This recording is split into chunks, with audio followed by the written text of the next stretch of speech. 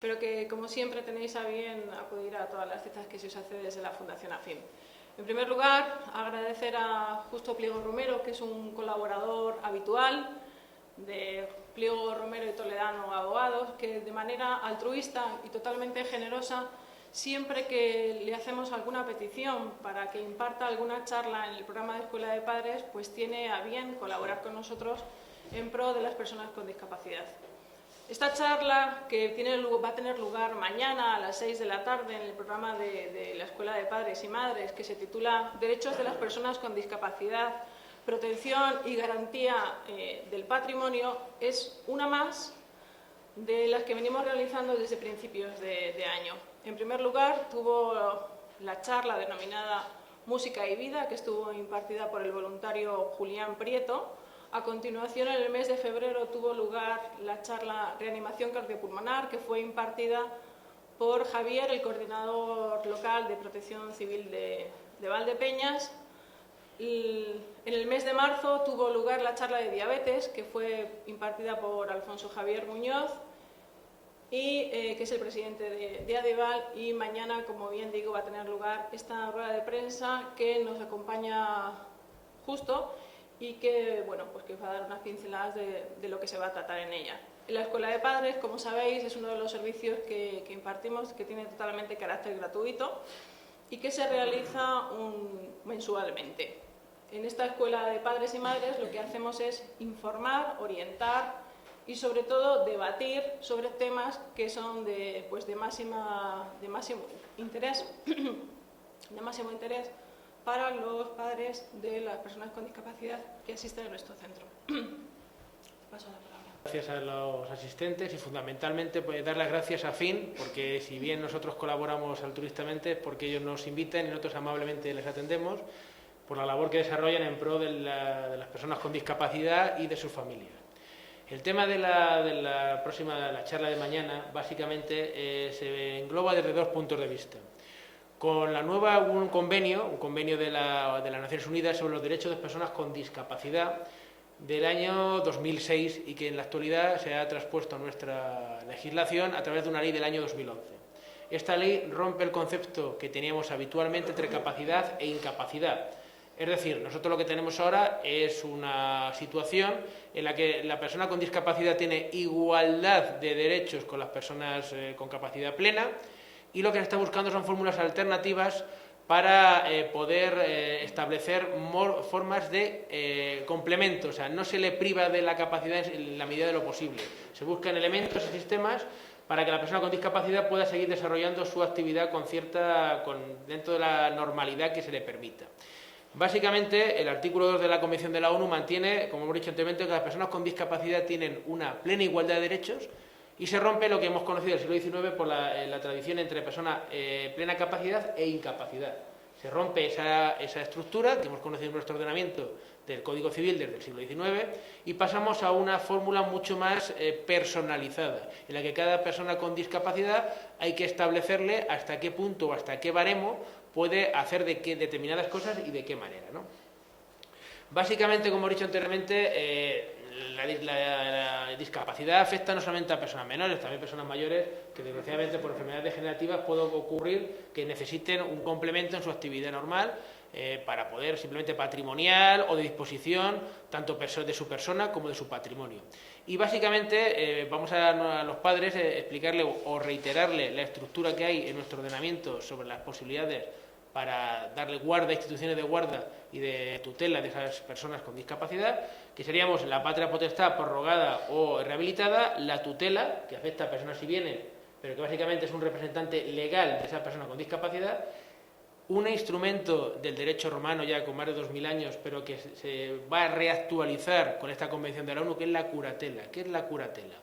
La idea de la curatela es que esa persona no es el representante legal de esa persona con discapacidad y lo que hace es darle complemento a esa persona en aquellos actos y en aquellos negocios jurídicos que necesita para su vida normal, desde pedir una subvención, pedir una prestación, poder comprar o vender, disponer con una garantía importante siempre, en todo caso, por el Ministerio Fiscal y por la autoridad judicial.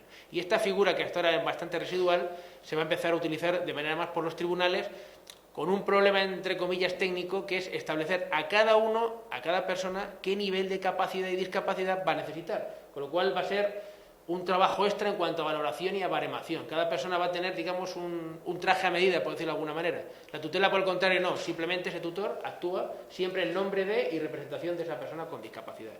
Y el defensor judicial, que es una figura ya muy concreta, y una cosa que mucha gente hace y que no conoce, que es la guarda de hecho. La guarda de hecho no deja de ser familiares, vecinos, amigos que tienen, entre comillas, conviven con una persona con discapacidad y le dan cobertura. Es una guarda de hecho, no le da el juez, pero sin embargo sí tiene un reconocimiento, sí se debe poner en conocimiento a la autoridad judicial para que le dé cierta cobertura o cierto control. Vuelvo a repetir, esa guarda de hecho tampoco tiene una autoridad que le permita vender y comprar.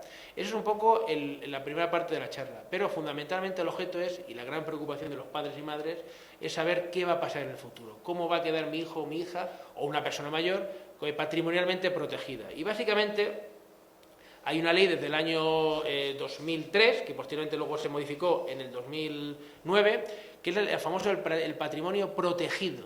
Hay varios instrumentos, como puede ser en el caso de una persona con discapacidad la autotutela, es decir, prevé lo que va a ocurrir, y entonces la posibilidad de que esa persona pueda quedar incapacitada, él prevé ya lo que va a ocurrir. Otorga poderes, otorga personas que dicen, cuando esto ocurra, yo le autorizo con una determinada margen de operación o de poderes.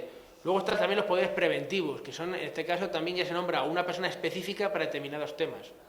Luego el testamento, que es un tema bastante clásico, que se utiliza sobre todo mejorando la capacidad patrimonial, las legítimas, incrementando, dando usufructos o mejoras a esa persona con discapacidad para que no quede desprotegida y tenga, en la medida de sus posibilidades, la capacidad de subsistencia cuando esos padres o esas personas que lo guardan, por ley de vida, pues no estén con ellos.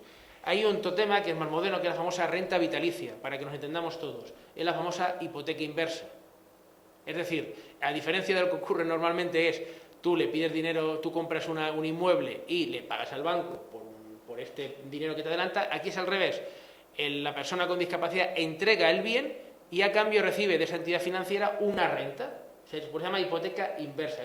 Hay muchas fórmulas, pero es la más habitual y seguro que ustedes la han escuchado en alguna ocasión, pues se trata de eso. Luego hay otro tema que también hemos conocido siempre, que son los contratos de alimentos. ¿Qué supone eso? Una persona con discapacidad entrega su patrimonio, bienes, derechos, dinero a otra persona para que no solamente no se trata como la renta vitalicia de darle una renta de vida, un dinero, sino de a lo mejor servicios. Por ejemplo, ustedes más o menos lo habrán oído en alguna ocasión, de aquella persona que cuida a otra persona, luego la mejora en el testamento. Por este caso, digamos que es preventivo, prevé que va a quedar incapacitado o que va a quedar necesidad de ayuda porque este contrato de alimentos no precisa la incapacitación, pero ve que no va a necesitar a esa persona de apoyo, a ese complemento, no solamente en dinero, sino en la prestación de servicios habituales para la vida normal. Entonces, en este caso, se pone a esa persona y a cambio de esos bienes y derechos lo que hace es prestar sus servicios. Pero hay una serie de garantías y, evidentemente, si no cumpliera, existe la posibilidad de rescindir ese contrato y esa persona que dio bienes, derechos y arrendamientos, que los recupere, porque no incumple esa parte. En este caso, vuelvo a repetir, lo normal es testamento y se premia a esa persona que ha estado contigo en estos últimos años, y aquí en este caso es preventivo, prevé que va a situarse en esa persona una incapacidad y lo que quiere es verse no solamente en cuestión monetaria, sino en servicios, que le dé subsistencia, que le dé vivienda y que le dé apoyo. Y una cosa que es la última, que es la más moderna, es el patrimonio protegido. ¿Qué es un patrimonio protegido? Es un conjunto de bienes, de derechos, de cualquier tipo, de acciones, y lo que hace es, en este caso, tampoco necesita la incapacitación, se puede establecer incluso por el propio incapacitado, exige varios requisitos, entre ellos fundamentalmente que sea, si es una discapacidad física, que supere el 65%, y si es una discapacidad psíquica, un 33%. Esta masa patrimonial, que se establece con una finalidad que es dar subsistencia y apoyo, que ya veremos, hay dos posibilidades, como renta o como inversiones, bien se administra por el propio discapacitado, la persona con discapacidad, siempre y cuando conserve cierta capacidad de obrar, o un tercero. Y este patrimonio, hay unas reglas de administración. Tanto uno como otro debe inscribirse en el registro civil y registro de la propiedad. Es decir, como es una garantía frente a terceros. Evidentemente, si esa persona ya con discapacidad fallece, este patrimonio desaparece, o el juez considera que hay otras medidas mejores o en interés del discapacitado. Es decir, como pueden ver, la idea es fundamentalmente, dentro de que como letrados, cada persona es una situación personalizada y un estudio diferenciado, es explicar a los padres la gama o las posibilidades que hay en la legislación, que como pueden ver son muy amplias. Pero siempre vuelvo a repetir, con la garantía del juez y del Ministerio Fiscal, porque si hay una legislación que protege a estas personas, la legislación civil en cuanto a su patrimonio, disposición y vigilancia de su situación personal y patrimonial. En la charla yo quería decir que la Escuela de Padres y Madres tiene un objetivo muy importante, y es que lo que hacemos es informamos, orientamos y debatimos, y sobre todo a través del diálogo y a través de la reflexión los padres y madres hacen un autoaprendizaje, que es muy importante. Tenemos en cuenta, eso sí, cuáles son sus demandas y cuáles son las necesidades formativas que tienen, pero una profesional de la psicopedagogía lo que hace es canalizar esas demandas, invita a profesionales y con el diálogo y la reflexión de los padres podemos llegar a ese autoaprendizaje del que yo hablaba. Aparte del servicio que tenemos de Escuela de Padres y Madres, tenemos otros muchos. Todos ellos los realizamos de carácter gratuito y tenemos el servicio de atención psicosocial, en el que tenemos en cuenta también cuáles son las necesidades del usuario y, cómo no, también de la familia. Tenemos también el programa y el servicio de biblioteca. Con él lo que hacemos es fomentar sobre todo la lectura, y luego los talleres de vida autónoma y habilidades sociales. Pues hasta ahora lo venimos desarrollando pues el curso de informática básica y avanzada, el curso de mecanografía, los talleres de habilidades básicas y comunicación, que son fundamental para su desarrollo personal y social. También estamos realizando con ellos los talleres de lectoescritura y cálculo, en concreto el taller de manejo del euro y el taller de autonomía urbana. Todos ellos encaminados a esa autonomía y a esa independencia para que se puedan insertar en la sociedad y sobre todo que puedan mejorar su calidad de vida. También estamos desarrollando el taller de estimulación cognitiva, que a través de la página web de la Fundación AFIM, pues no solamente personas que asisten a nuestro centro, sino cualquier persona que esté interesada en la estimulación cognitiva puede acceder a él. La página web es www.fundacionafim.org.